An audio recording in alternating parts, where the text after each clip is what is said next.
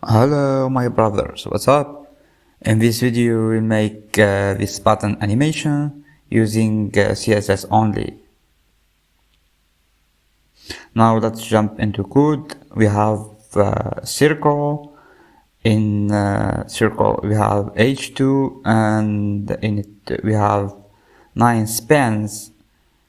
Make up developer word. Great, now let's style it with CSS and add dark color background to the body and body height 100% height and display flex and justify content center and align item center to center our circle as you see, and the circle width and height 180 pixels and border radius 100% to make it round, and add some purple background and display flex and justify content center and align item center to center our h2 as you see here, and cursor pointer and transition 0.3 seconds.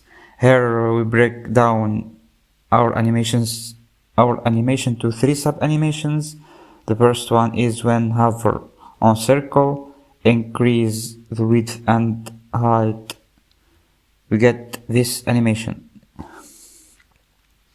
And we have h2, add its width and height 130 pixels and border radius 100% to make it round, because we'll add to it background color and color white and font white 500, spline flex, justify content center and align item center to center our spans. Great. And the second sub animation is when hover on circle, make our h2 the same size of circle and add background and change its color with the 0.3 transition and delay of 0.9 seconds. It starts after the circle animation as you see. And the third and the last sub animation is the spans animation. So animation fade, move 0.6 second duration forward, that means stay in the 100% position.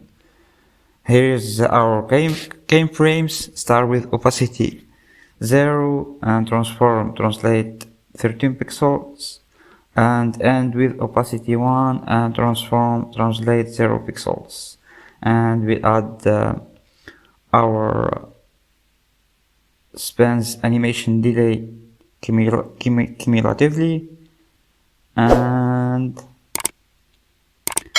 hope you enjoy this video. See you in the next one.